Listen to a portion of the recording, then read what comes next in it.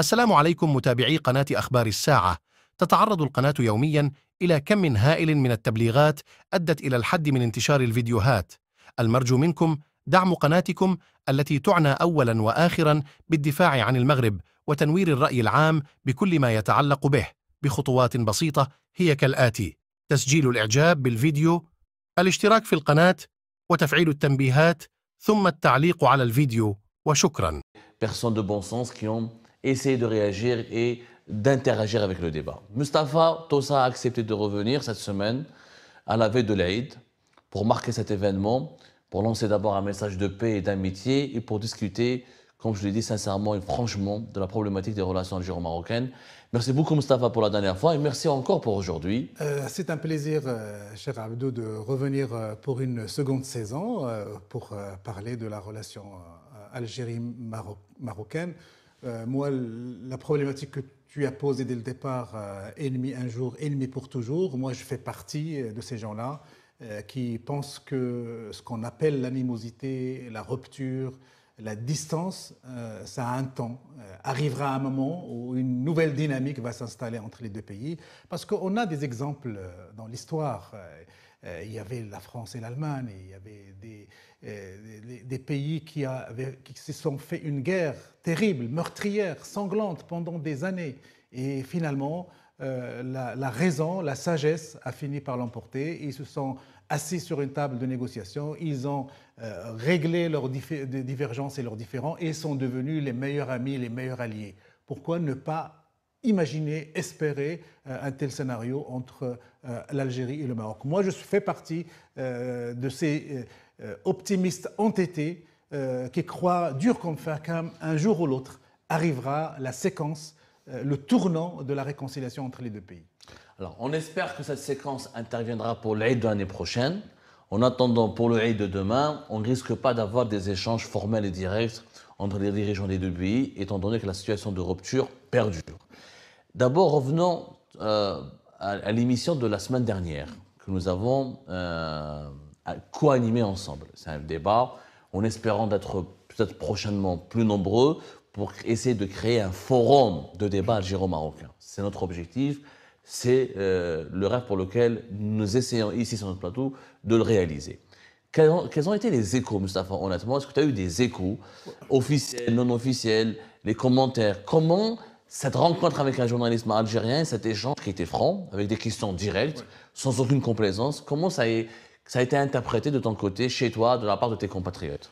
Alors, si on met à part le volume et la charge d'insultes que les mouches électroniques, que ce soit de part et d'autre, ont lancé sur cette émission pour insulter, pour dévaloriser, pour démoraliser, si on met à part cette partie des réactions, moi je n'ai eu que des réactions positives, à savoir nous pourrons avoir deux journalistes marocains et algériens parler, communiquer de manière sage, de manière modérée et échanger sans qu'il y ait une agressivité ou sans qu'il y ait une bagarre forcément nocive. Donc certains m'ont écrit, m'ont dit on aimerait bien que cet exemple de dialogue entre deux journalistes des deux pays puisse être répliqué sur le plan politique entre des hommes d'État des deux pays qui s'assoient pour parler, pour discuter et puis pour examiner leurs divergences.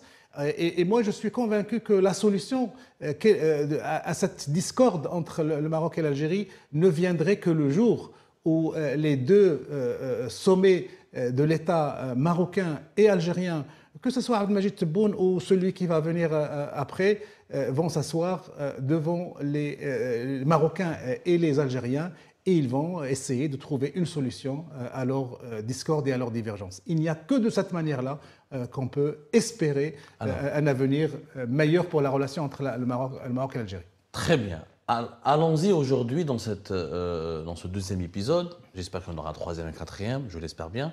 Allons-y droit au but dans certains sujets ou au cœur de certains sujets qui causent polémique. Commençons par l'Aïd. Alors demain, l'Aïd al-Adha, les Algériens vont le fêter. Vont célébrer. L'Algérie devait importer 1 million de moutons. On a expliqué sur Algérie parce que finalement, ça n'était même pas 1 million, c'est 400 000 et quelques. Et les prix de l'inflation, les prix, on a connu un Aïd extrêmement dur en Algérie. Au Maroc, il n'y aura pas d'Aïd. Or, les Algériens n'ont pas compris cette décision.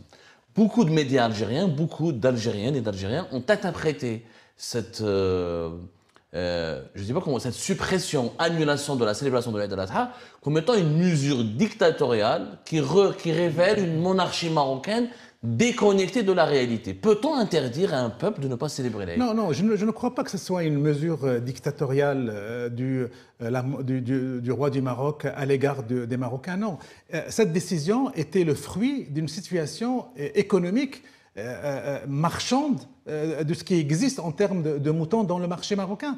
À partir du moment où il y a un constat statistique qu'il est impossible de subvenir à tous les besoins des Marocains sans que le prix du mouton atteigne des prix astronomiques, à partir du moment où il y a une impossibilité d'arriver à cette situation, la décision politique, la décision souveraine, la décision, j'allais dire, stratégique a été prise de ne pas sacrifier de moutons pour cette année. Justement, pour protéger les classes moyennes, pour protéger les classes pauvres qui n'ont pas les moyens de s'acheter un mouton, que si jamais ils étaient dans l'obligation de s'acheter ce mouton-là pour faire le sacrifice devant leur famille, devant leurs enfants, devant leurs voisins, ils auraient été dans l'obligation de faire d'énormes sacrifices.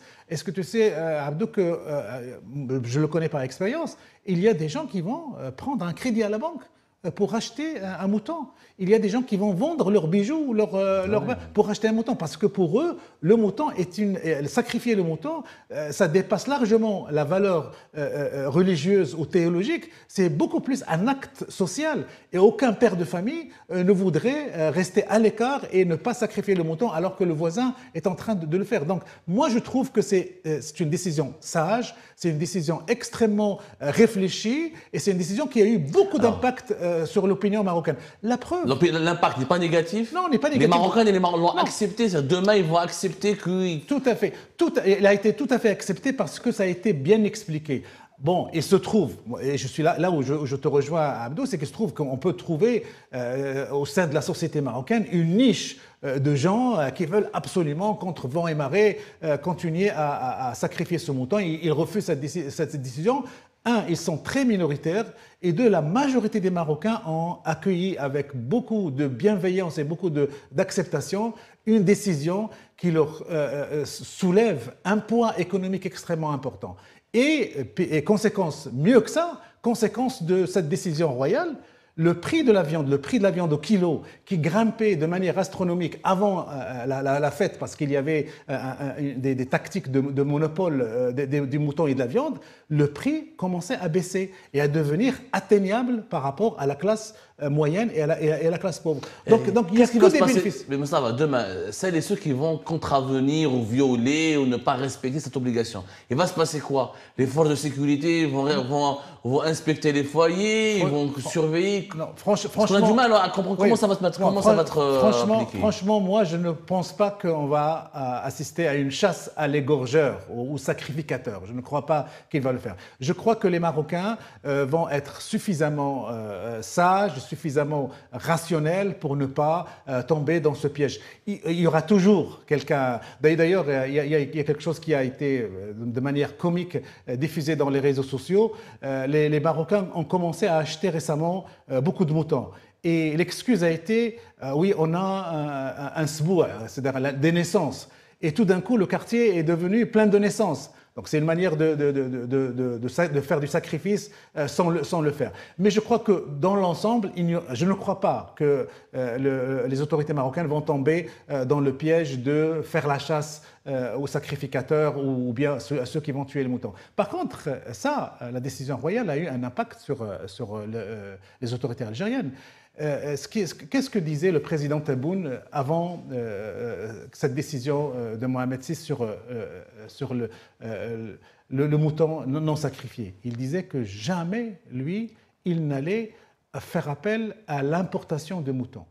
Il y a des vidéos qui le montrent comme quelqu'un qui refuse catégoriquement qu'on importe du mouton. Dès que le roi a fait cette décision, par un effet de miroir ou d'ombre chinoise, Monsieur Tebboune, après cette décision, je vais importer 1 million. C'est une façon de narguer le Maroc, ce que Oui, tu veux dire, oui, Moustapha? c'est une Est-ce qu'au Maroc, ça a été interprété comme une façon de nous narguer, de narguer le Non, Maroc? Comme c'est- le Maroc ne peut pas. Alors, Tebboune, moi je l'ai dit, hein, il y a des sources qui l'affirment effectivement que Abdelmajid Tebboune a dit puis on va démontrer aux Marocains qu'on va mieux qu'eux, qu'on se porte nettement mieux qu'eux, que voilà, nous en Algérie, on est capable d'offrir à notre peuple des moutons de pour l'aide. Non, mais cette décision, pourquoi ça Alors que le Maroc aurait pu importer, mais il ne l'a pas fait. Oui, mais Il a fait le choix de ne pas le faire. Non, mais cette décision, pourquoi il a un rapport avec le Maroc, la décision d'importer ce fameux million de moutons, pourquoi il a un rapport avec le Maroc?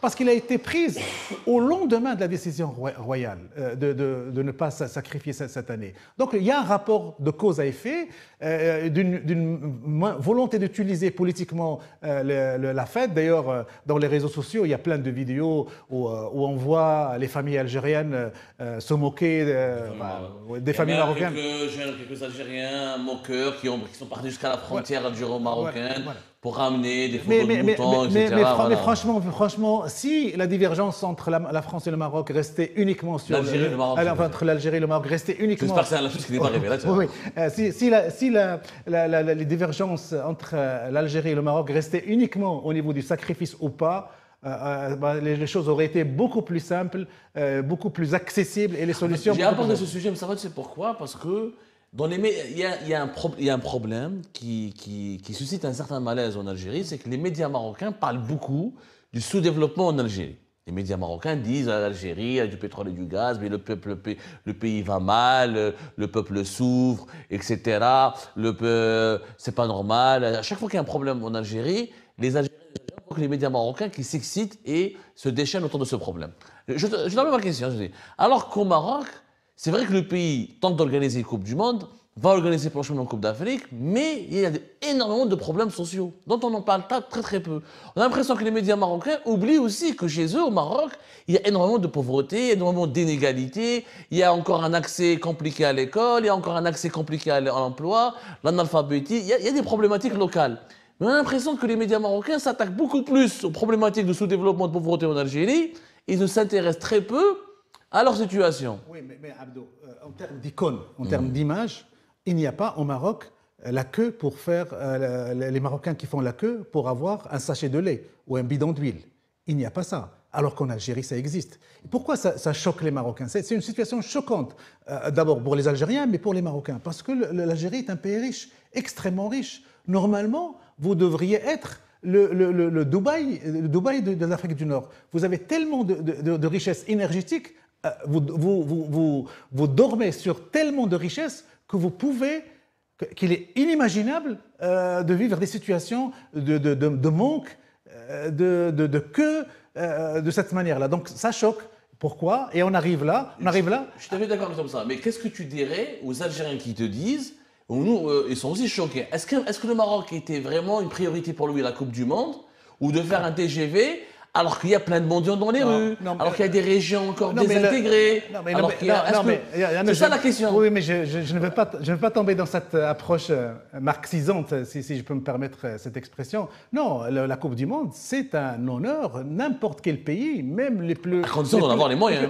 On va se donner les moyens. Le Maroc est en train de se donner les moyens.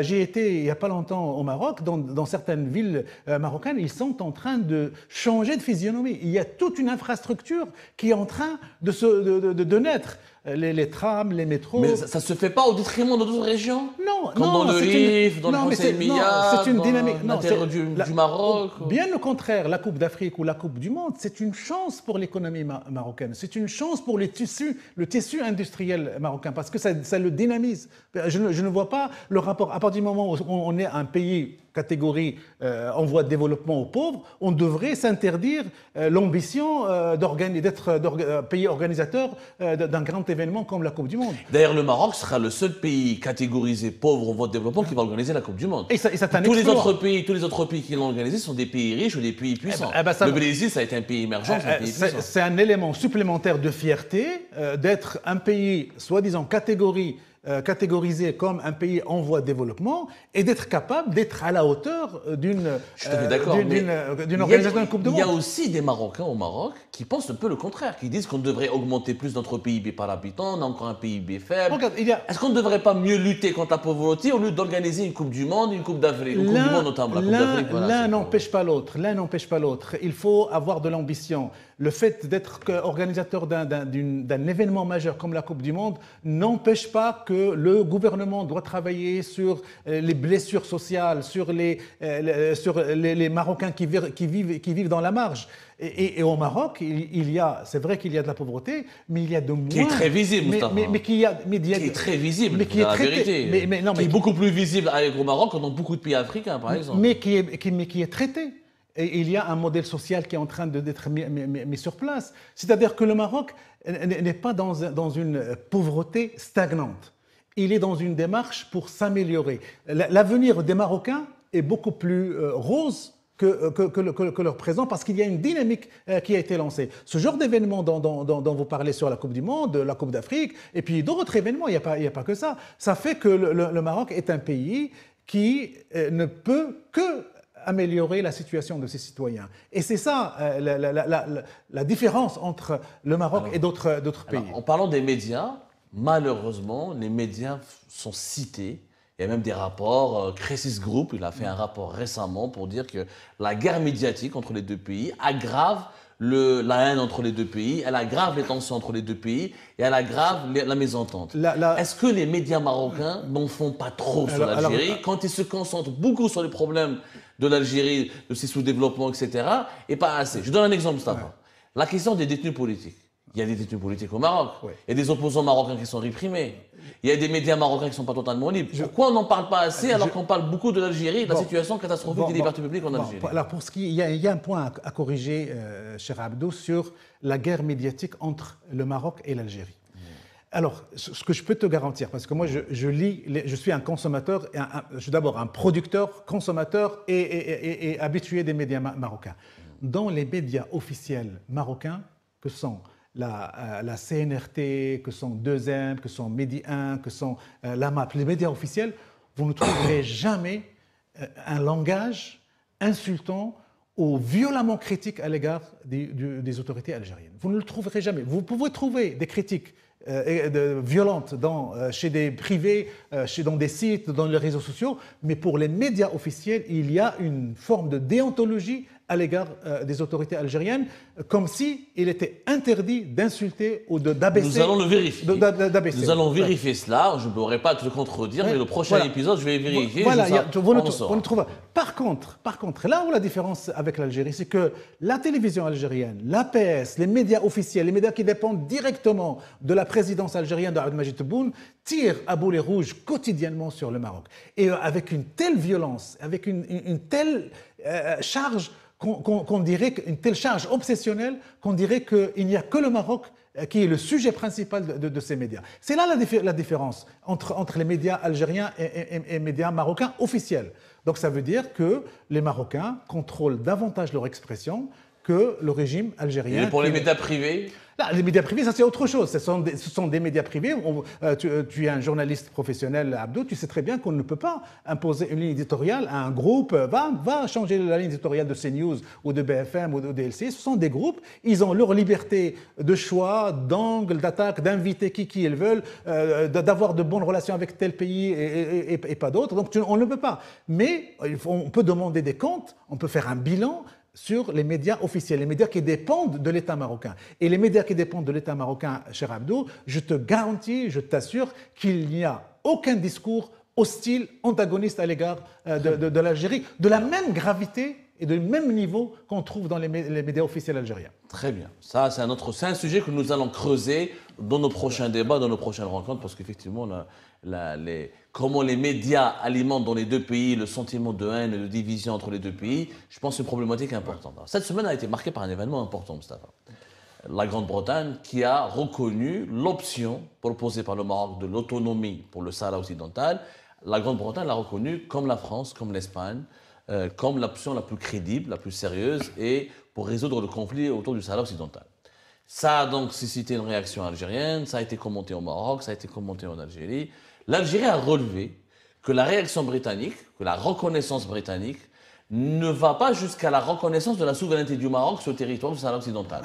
Que Londres s'est contenté de dire le plan d'autonomie, c'est une bonne idée, globalement, mais elle n'a pas franchi le pas de la reconnaissance de la souveraineté du Maroc sur le Sahara occidental, comme ce fut le cas pour la France et l'Espagne, et bien avant ça les États-Unis. Et pourtant, les autorités marocaines ont clamé victoire. Ouais. Est-ce qu'il s'agit d'une vraie victoire? Oui. Est-ce que ce n'est pas trop précipité de dire que c'est une victoire? Non, cher Abdo, il y a une maxime que tu connais très bien. Il n'y a pas pire aveugle que celui qui ne veut pas voir. Et ça, cette maxime s'applique au régime algérien et aux autorités algériennes. Ils ont de grosses œillères, ils ne veulent pas voir.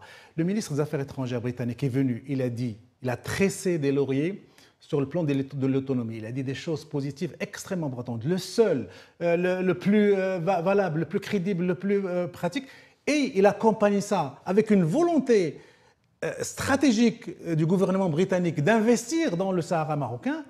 Et on vient dire dans le média algérien et dans la communiqué officiel du ministère algérien des Affaires étrangères. Il n'a pas reconnu la marocanité du Sahara. Moi, est-ce que dans le positionnement algérien, est-ce qu'il y avait la moindre allusion aux séparatistes, au Polisario ou à l'Algérie? Tout était fait pour montrer que la Grande-Bretagne, grande puissance, membre permanent du Conseil de sécurité, leader du Commonwealth, membre pilier du G7, a considéré que le plan de l'autonomie est celui qui peut nous sortir de cette crise. Et même le ministre des Affaires étrangères britannique a même donné un agenda. Il a dit qu'il faut que ça soit applicable et que la solution sorte de tout ce magma diplomatique à l'occasion du 50e anniversaire de la Marche verte qui va être célébrée en novembre prochain. Qu'est-ce que vous voulez de plus comme engagement politique, diplomatique pro-marocain? Moi, je crois que là, il y a des éléments de langage qui ont été distribués par le régime algérien à tous ses communicateurs, que ce soit à Paris ou ailleurs, insister sur le fait que la marocanité du Sahara, le mot marocanité du Sahara n'a pas été prononcé. Ça saute aux yeux quand même. Par rapport à la France et à l'Espagne, ça saute aux yeux. Mais tous les autres mots indiquent que Abdo, il y a quelque chose que nos téléspectateurs doivent comprendre, que ce soit algérien ou marocain. Dès qu'on apporte le moindre soutien, la moindre compréhension à l'option de l'autonomie, cela veut dire automatiquement souveraineté du Maroc sur le Sahara. Cela veut dire automatiquement marocanité du Sahara. Il y a un problème. Il y a des pays qui reconnaissent. Or, il y a des grands pays qui ont commencé à reconnaître l'autonomie, l'option d'autonomie, donc la reconnaissance de la souveraineté du Maroc sur le Sahara occidental. Sauf que ce ne sont pas ces pays-là qui vont décider de la fin du conflit. Puisqu'il y a une Assemblée générale des Nations Unies qui doit prendre position. Alors justement, est-ce que c'est le Conseil de sécurité qui doit prendre position ou c'est l'Assemblée générale? Il y a deux organes, il y a le Conseil de sécurité de l'ONU, il y a aussi l'Assemblée générale des Nations Unies. Et qu'au niveau de ces deux grandes instances qui régissent l'ordre mondial, qu'on le veuille ou non, le Sahara occidental demeure un pays à décoloniser. Oui, ce qui suppose qu'il est encore colonisé. Non, donc on ne comprend plus rien. D'un côté, les grandes puissances sont du côté de l'autonomie, mais le droit international continue de considérer. Alors pourquoi le Maroc s'enthousiaste à ce point-là alors que le droit international n'a pas encore tranché? Ils sont enthousiastes parce que le Maroc, le royaume du Maroc, vient d'avoir l'appui, le soutien d'un membre permanent du Conseil de sécurité. Oui, le troisième membre, après la France et les États-Unis. Après la France, les États-Unis, la Grande-Bretagne, mais c'est énorme. C'est le Conseil de sécurité qui va écrire la nouvelle légalité internationale. Parce que là où j'ai l'impression, et je comprends que tu es un peu impatient que les choses bougent, ça va prendre un peu de temps, le temps d'écrire, de traduire ces nouveaux positionnements dans ce qu'on peut appeler le corpus institutionnel international, la légalité internationale. Il va y avoir une réunion en octobre, après en novembre, et on va voir l'impact et l'effet de ce positionnement britannique. Et ce positionnement va dans le sens de la marocanité du Sahara. Donc maintenant, imaginons que d'ici novembre, rien ne change, que le Conseil de sécurité de l'ONU continue de maintenir la MINURSO, continue de parler de dialogue, etc., et que le statut au niveau de l'ONU, que le statut du Sahara occidental ne bouge pas. Quelle serait la solution? Ça veut dire que les avancées marocaines ne sont pas aussi importantes que ça? Non, c'est très important pour la simple raison, et je te rappelle, Abdo, il y a une impatience internationale à clôturer cette crise saharienne. Une impatience qui a été exprimée par Donald Trump, par l'administration américaine, qui ont même menacé de geler les aides qu'ils accordent à leur structure ou organismes qui travaillent à l'international dans la MINURSO. Et il y a une impatience britannique. Qu'est-ce qu'il a dit le ministre quand on le lit et quand on le dissèque? Il dit ce conflit a trop duré. 50 ans, c'est beaucoup. Et nous sommes en train d'hypothéquer la stabilité du pays, de la région, le développement économique de la région. Il y a une thèse qui circule depuis une année, que la solution à ce conflit serait un partage du territoire. On a même parlé d'une proposition qui aurait été formulée au Polisario, à l'Algérie et au Maroc, une proposition d'abord onusienne, et prochainement, apparemment, dans quelques mois ou dans quelques semaines, la date n'a pas été prise, en tout cas après l'été, un envoyé spécial de Donald Trump dans l'administration américaine devrait venir à Alger et à Rabat pour mettre sur la table cette proposition. C'est les informations qui nous parviennent de sources non officielles. Alors, est-ce que ce scénario ne serait pas peut-être la seule solution? Partager le territoire en deux, une partie pour le Maroc, une partie pour le Polisario et l'Algérie, et ça serait réglé. Et voilà, on en finit. Connaissant le Maroc et ses positionnements et l'opinion marocaine, jamais les Marocains n'accepteraient le partage. Ça a été déjà partagé avec la Mauritanie au début. C'est ça le problème. Quand les interlocuteurs marocains que nous rencontrons, ils disent non, c'est marocain à 100%. Alors pourquoi, si c'est marocain à 100%, pourquoi ça a été partagé avec la Mauritanie après 1975? Non, pour ce qui est du Sahara marocain tel qu'on le connaît maintenant, il n'y aura pas de partage. Cette hypothèse de partage ne marche pas. Il a été un peu formulé. Pourquoi? Parce que les Marocains le refusent. Ils veulent l'autonomie. Ils veulent que tous les Sahraouis intègrent le plan de l'autonomie, que ce soit ceux qui habitent dans le Sahara sous contrôle marocain ou les réfugiés de Tindouf. Il y a aussi un autre point de vue qui est important, Abdou. Il faut, puisqu'on parle à une audience algérienne et marocaine, il faut le souligner. Dans son expression diplomatique, les autorités algériennes disent au monde entier, aux Nations Unies, que nous ne sommes pas partie prenante de cette guerre ou de cette crise.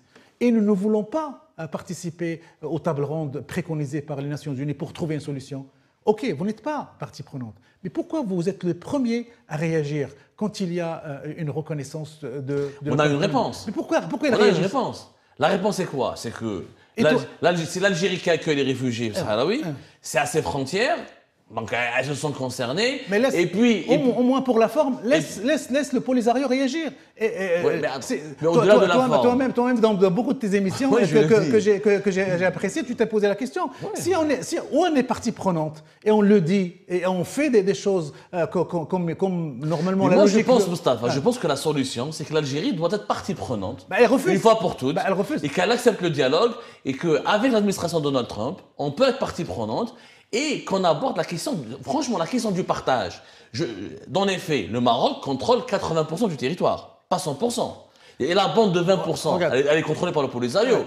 Pourquoi sur la base de pourquoi on n'étudierait pas un partage avec un accès à l'Atlantique qui permettrait au Polisario de créer un État ami de l'Algérie, par exemple, comme ça existe entre la Russie, par exemple, et la Géorgie, etc., et que ça ramène la paix, et que les Sahraouis qui ne voudraient pas vivre au Maroc, on va en faire quoi? C'est ça le problème. Ouais, pour revenir, il y a un point important. Quand on dit que si demain, le régime algérien, ou Abdelmajid Tebboune, ou le palais de Mouradia, change de braquet et dit oui, nous sommes partie prenante.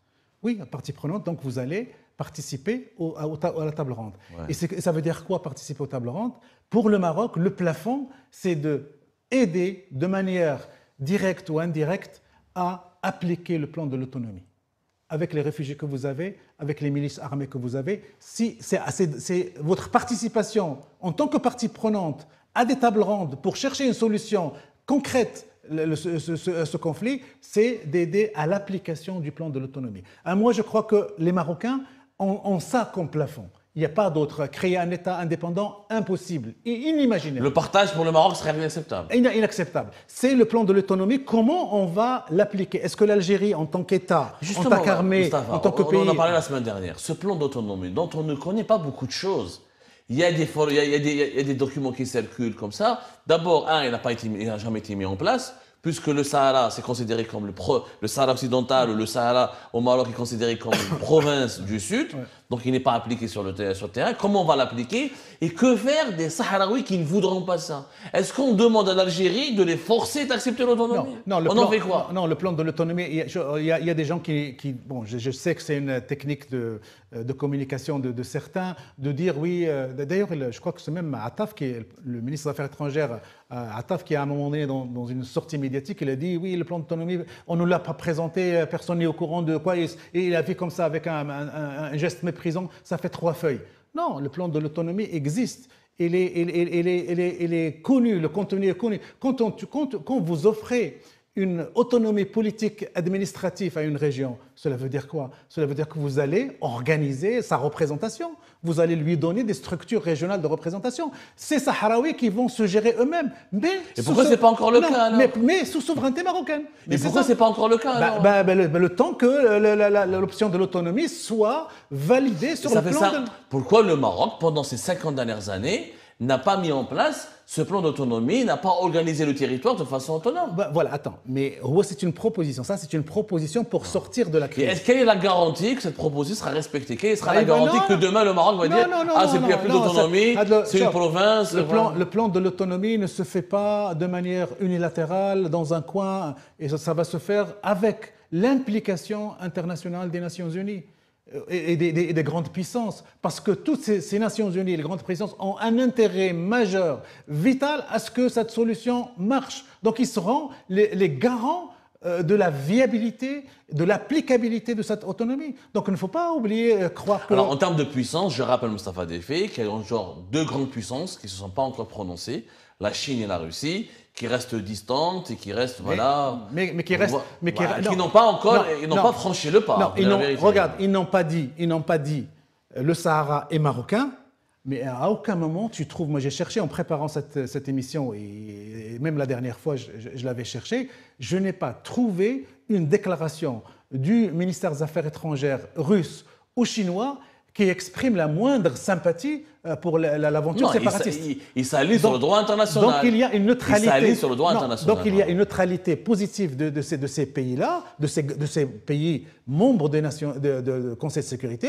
Et moi j'anticipe, je crois que une position comme celle des Britanniques va forcément déteindre à un moment ou à un autre sur les Chinois et sur les Russes, parce qu'il faut trouver une solution. Et si cette solution obtient une unanimité ou une grande majorité qui la soutient, pourquoi voulez-vous que les Chinois et les Russes resteraient à l'extérieur de ça? On verra. D'autant plus que ni Moscou ni Pékin ne croient au fond d'eux-mêmes à la viabilité d'un 6e État au Maghreb. Ça reste à confirmer, on verra. Au-delà du dossier du Sahara occidental, encore une fois, qui n'est pas... Les gens croient. Il y a beaucoup de Marocains et d'Algériens qui pensent que c'est le seul problème entre les 2 pays. Ce qui n'est pas vrai, on a dit... Aujourd'hui, l'un des dossiers clés, on en a parlé la dernière fois, qui alimente et qui explique les tensions permanentes entre les 2 pays, c'est Israël. La dernière fois, Moustapha t'a dit que le roi du Maroc a tendu la main vers l'Algérie, il faut le croire. Mais comment on peut croire le roi du Maroc qui tend la main à l'Algérie, alors en même temps, il y a un ministre israélien qui, en août 2021, sur le territoire marocain, a menacé ou a critiqué l'Algérie. Alors, comment on peut croire? Parce que voilà ce que disent les Algériens. Voilà, je traduis leur pensée. J'ai compris. Ils disent le roi, il veut la paix avec l'Algérie, mais il fait une alliance militaire avec Israël, novembre 2021, critique et menace de la part d'un ministre israélien depuis le territoire marocain, août 2021, et des relations approfondies, approvisionnement militaire, relations logistiques importantes avec Tel Aviv.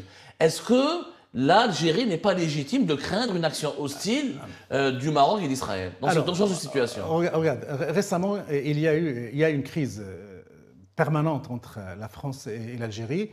La France a décidé de geler, entre guillemets, les avoirs de 20 dignitaires.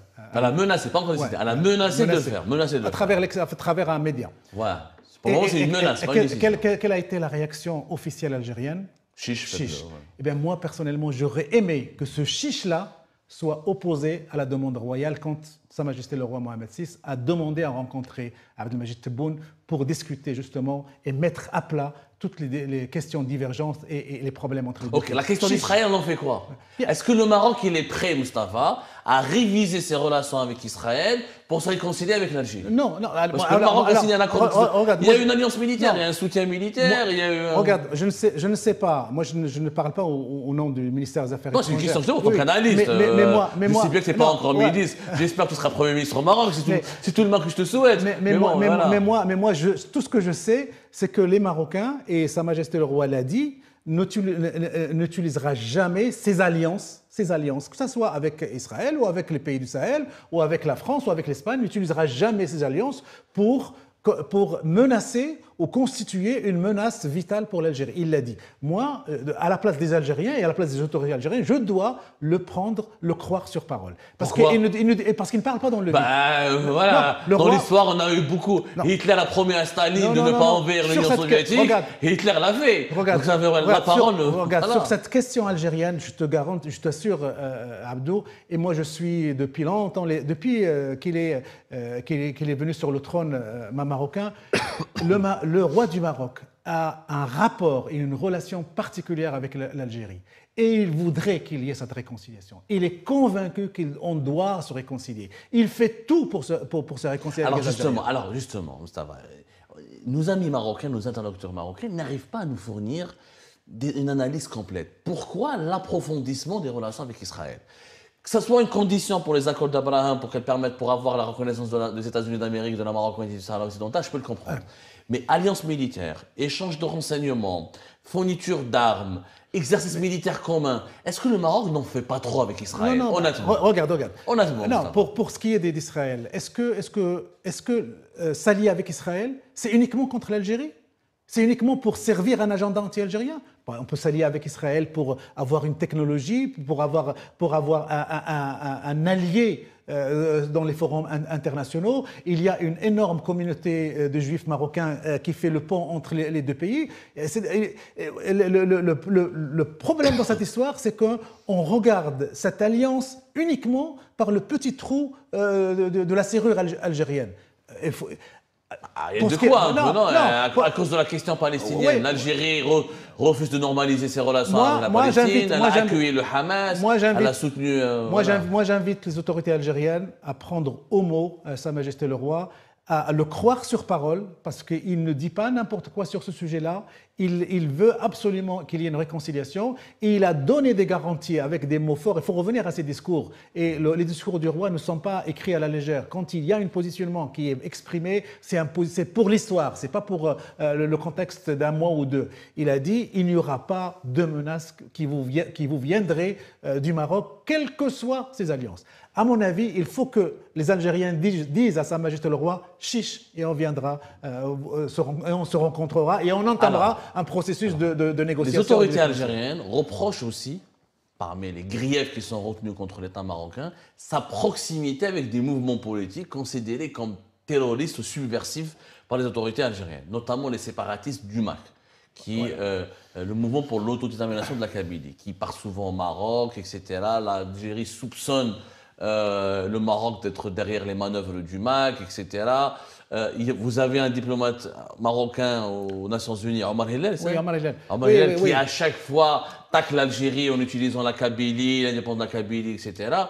Est-ce que là-dessus aussi le Maroc, s'il veut s'étendre la main à l'Algérie, est-ce qu'il ne devrait peut-être pas arrêter de la provoquer avec la Kabylie? Justement, là, il y a beaucoup de fausses informations, de fake news et de mauvaises perceptions. Je rappelle simplement que quand Omar Hillel, l'ambassadeur marocain auprès des Nations Unies, avait évoqué l'histoire de l'autodétermination de la Kabylie, il répondait de manière un peu énervée à ceux qui font la promotion de l'autodétermination des provinces sahariennes. Il leur dit, si vous tenez absolument à ce qu'il y ait ce principe pourquoi vous ne le pratiquez pas chez vous? Mustafa, la Kabylie n'est pas inscrite comme un territoire à décoloniser par les Nations Unies, encore une fois. Il n'y a pas une problématique. Donc tu le reconnais. Oui. Mais d'accord, la Kabylie, elle est partie intégrante de l'Algérie. Il n'y a pas il n'y a pas de problème au niveau du droit international concernant le rattachement de la Kabylie à l'Algérie. Alors justement, que le Sahara occidental est classé comme un territoire à décoloniser. Alors sur les accusations, que je lis dans la presse algérienne ou qu'on entend dans la bouche de responsables algériens, selon lesquels, et d'ailleurs tu viens d'en résumer quelques-unes, selon lesquels le Maroc soutiendrait le MAC. Moi, à ce moment-là, à ce niveau-là, je défie quiconque de trouver la moindre preuve que les officiels marocains ont donné le moindre centime, le moindre coup de main au MAC. Tu crois, Abdo, avec toute la technologie et la situation effervescente des relations entre Alger et Rabat, que s'il y avait la moindre preuve, on la verrait sur tous les médias. Il n'y a pas. Le Maroc ne soutient pas le MAC. Le MAC est installé en France. Si soutien il y a, c'est ici en France. Il n'y a pas de soutien. Il n'y a pas de sympathie pour particulière pour la tentation ou l'obsession séparatiste du MAC. On peut trouver, et là, c'est là où je te rejoins, Abdo, et je rejoins un petit peu quelques-uns en Algérie, on peut trouver des radicaux berbéristes chez nous au Maroc, et ils sont très minimes, ils ne représentent pas la doctrine officielle, des radicaux qui te disent oui, il faut que la Kabylie, il faut que la mazirité soit indépendante de l'arabité. Mais ça c'est un autre débat, ça n'a rien à voir. On a aussi nos radicaux, on a aussi nos excités, on a aussi Il y a même un mouvement séparatiste au Maroc, le mouvement séparatiste pour le RIF, il y a les RIF. Ça c'est une création algérienne, ça. Non, il s'est implanté à Alger depuis récemment. Mais avant, il milite depuis l'Espagne. Mais ça c'est... Des militants du RIF, ils existent, oui ou pas? Il y a des radicaux qui sont très très minoritaires et aussi qui pensent et qui diffusent sur les réseaux sociaux cette religion du séparatisme amazigh aux Berbères. Mais pour revenir au niveau de l'État, au niveau de l'autorité politique marocaine, il n'y a aucune preuve que le Maroc officiel entretient la moindre relation ni avec le MAC ni avec ses dirigeants et n'envisagerait même pas la possibilité de le faire. S'il voulait le faire réellement, c'est pas comme ça, c'est pas avec cette manière-là. Ça fait longtemps qu'il l'aurait fait. Mais le Maroc refuse cette idée d'encourager, de nourrir, d'armer, d'alimenter le séparatisme kabyle. Ça, c'est une vérité absolue. Abordons le dernier dossier de cette émission pour laisser de la place après, parce que les sujets sont, les problèmes entre l'Algérie et le Maroc sont tellement nombreux on va faire un feuilleton. Revenons à la situation entre la France et l'Algérie. On remarque quand même, et les Algériens le remarquent, les autorités algériennes le remarquent, que les dirigeants français les plus impliqués dans le bras de fer avec l'Algérie ont beaucoup de sympathie pour le Maroc. Éric Ciotti, Bruno Retailleau a été récemment au Maroc. Alors quand il s'agit d'expulser des migrants algériens, c'est problématique, mais il y a aussi des migrants marocains qui causent problème en France, mais on n'en parle pas beaucoup. Et d'autres ténors de la droite dure française qui est impliquée dans le conflit avec l'Algérie, des positions personnelles de ces dirigeants à l'égard du Maroc, elle est très complaisante. Est-ce qu'il y a un complot marocain ou un complot entre l'extrême droite et la droite française avec le Maroc contre l'Algérie? Non, moi je ramène cette situation j'allais dire au partage et à la division des rôles. Sur la scène politique française, c'est connu, la droite, l'extrême droite ont toujours été pro-marocains, même bien avant cette crise. Et on trouve l'extrême gauche, les communistes, ils sont pro-algériens par une espèce de culture, par une espèce de sympathie historique qu'ils ont vécue quand il y a eu l'indépendance de l'Algérie. Cette division des rôles existe. Mais de là à dire qu'il y a un complot ou que le Maroc nourrit tel ou tel homme politique, je ne le crois pas. Et l'histoire du rapport avec l'Algérie, il est d'abord mémoriel, puis aussi il est physique. Il y a ce qu'on appelle les OQTF. C'est ça qui a déclenché toute cette crise. Sansal et les OQTF. S'il n'y avait pas Sansal et les OQTF, est-ce qu'on... Il y a des OQTF marocains aussi. Oui, mais... Il y a beaucoup de Marocains qui sont sous OQTF, il n'y a pas que des Algériens. Sauf que les OQTF marocains, on n'entend pas parler parce que le Maroc accepte de les recevoir. Mais le taux d'exécution n'est pas énormément différent avec l'Algérie. En tout cas, ça ne fait pas de bruit médiatique, ça ne cristallise pas cette tension entre Alger et Paris. Donc là, bien sûr, il y a beaucoup de gens, et j'ai cru lire un certain nombre d'analyses en disant que le Maroc utilise la France, excite la France contre l'Algérie. La France n'a pas besoin d'être excitée pour vivre une crise pareille avec l'Algérie. Donc non, je ne crois pas. Quant à la droite et l'extrême droite, c'est une division qui est politique et qui existe depuis des années. On se rappelle que quelle était la femme la plus sympathisante avec le Polisario? C'était Danielle Mitterrand, qui était l'ex-épouse de François Mitterrand. Et à l'époque de François Mitterrand, il y avait une vraie crise entre le Maroc et la France. À l'époque de François Hollande aussi, le socialiste, il y avait une vraie crise entre le Maroc et la France. Donc, voilà. Justement, est-ce que la France, à l'avenir, dans les années à venir, dans un futur proche, est-ce qu'elle peut continuer à rester neutre? Est-ce qu'un président français, ou est-ce que l'État français peut être à la fois l'ami de l'Algérie et du Maroc en même temps? Est-ce qu'on peut être l'ami des deux? Moi, au début, regarde. Est-ce qu'on n'est pas obligé finalement, quand les pays étrangers commencent à être dans une situation extrêmement inconfortable? On est pro-marocain, on est avec l'Algérie. On ne peut pas être l'ami des deux. Alors moi, au début du mandat de Emmanuel Macron, j'écrivais des papiers, des analyses, et je me suis dit, Macron qui était accusé par la presse marocaine et par l'élite marocaine d'être trop pro-algérien. Voilà, il a été accusé d'être trop pro-algérien. Oui, j'avais émis l'hypothèse ou le souhait que Emmanuel Macron, avec sa dynamique, avec sa jeunesse, avec sa relation privilégiée avec le sérail algérien, puisse prendre à bras le corps cette crise maghrébine et jouer les médiateurs entre les deux pays et essayer de les réconcilier.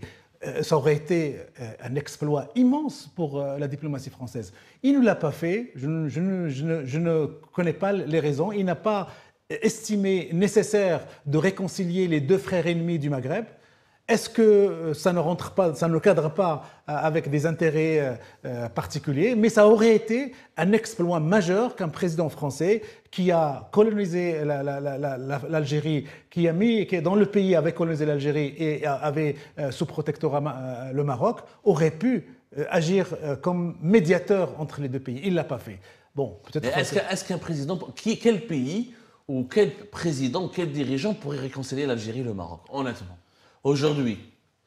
Oui, mais non, aujourd'hui, regarde, la réconciliation est inscrite dans le temps. Bon, pour les pessimistes patentés, ils vont dire non, il va y avoir la guerre, il va y avoir, on ferme les portes, on se ferme, on n'a plus aucun rapport entre nous, comme c'est le cas aujourd'hui. Mais moi, je suis assez optimiste. Pourquoi? C'est sûr que, Abdou, tu as dû remarquer ces derniers temps qu'il y a une hypothèse qui monte dans l'opinion marocaine et algérienne et même française, selon laquelle cette histoire du Sahara, qui cristallise la crise entre le Maroc et l'Algérie, serait une histoire et une obsession personnelle d'un homme qui est à la tête de l'armée algérienne. Cet homme n'est pas éternel. Mais est-ce que c'est vrai? Chengueriha, mais avant, l'Algérie soutenait l'indépendance du Sahara occidental bien avant. Non, mais maintenant. Le Polisario, c'est une question de principe. Non, mais les choses ont changé maintenant. S'il y a quelqu'un qui insiste pour que cette crise demeure, ça serait dû à ses obsessions personnelles de Chengueriha. Alors, il y a un espoir qui est partagé par beaucoup, à savoir que demain, il y a une équipe militaire, politique et militaire qui va arriver au pouvoir. Ni Tebboune n'est éternel, ni Chengueriha ne sont éternels. Donc il va y avoir une nouvelle équipe, de nouveaux visages. Au Maroc, est-ce qu'il peut y avoir une remise en cause de cette proximité qui inquiète l'Algérie avec Israël? Est-ce qu'il pourrait y avoir une révision? Est-ce que le Maroc a besoin d'autant de proximité avec Tel Aviv, honnêtement? Ça c'est des choix souverains, c'est des choix politiques, mais à partir. Mais comment le Maroc aurait réagi si l'Algérie se serait extrêmement rapprochée de Téhéran ou de l'Iran? Il l'a fait avec l'Iran. Mais il n'y a pas des militaires iraniens sur le sol algérien. Si, il y a des rapports qui. Il n'y a pas un accord de défense entre l'Algérie et l'Iran. Attends, il y a une intimité stratégique, sécuritaire entre l'Iran et les autorités algériennes. La preuve. Il y a eu des experts qui ont été envoyés par l'Iran du Hezbollah pour entraîner les mercenaires du Polisario. Oui, mais ça, c'est une thèse qui n'a jamais été démontrée. Si, ça a été... Ce sont des informations qui ont été diffusées. Non, ça s'est démontré. Moi, je n'ai jamais vu de document ou d'image qui le démontre. Et d'ailleurs, c'est la raison pour laquelle le Maroc avait coupé ses relations diplomatiques avec l'Iran. Sans compter que au-delà du Polisario, au-delà du séparatisme du Polisario, l'Algérie a servi de rampe de lancement pour l'influence iranienne, que ce soit en Afrique du Nord ou vers les pays du Sahel. Comment? L'Algérie a eu même des problèmes avec l'Iran durant les années 90 parce que l'Iran était durant proche. les années 90. Oui, Ben, c'est ça. voilà, il y a eu je- des gros problèmes. non, Donc, comment l'Algérie peut être la rampe du lancement alors Mais- qu'elle était mais elle-même Anna- hostile voilà. à l'expansionnisme du chiisme iranien dans la région? Mais moi, toi, tu parles des années 90, moi, je te parle de maintenant. Maintenant, l'alliance, il y a une alliance algérienne et iranienne qui est dangereuse pour la région. Le Maroc ne Ils sont demande où les jamais. signes? Oui, il n'y a Oui. pas de signe. Il y a Alors que entre le Maroc et Israël, il y a des accords de défense, il y a des visites, il y a des échanges, parce que il y a des, non, parce il y a que, une, non, parce que des interactions. non, les Iraniens ne réagissent pas. Les Iraniens, ils soutiennent le Hezbollah. Ils n'ont jamais dit que le Hezbollah c'est notre proxy. Ils soutiennent les Houthis du Yémen. Ils n'ont jamais avoué que c'est leur bras armé au Yémen. Ils soutiennent le Hashd Shabi, les brigades populaires en Irak. Les Iraniens ont une autre politique pour agir, et il y a une présence dangereuse. Heureusement, parce que l'Iran est en train de s'affaiblir en ce moment. Heureusement, mais la stratégie iranienne, c'était de diffuser son idéologie, de diffuser ses alliances politiques, de créer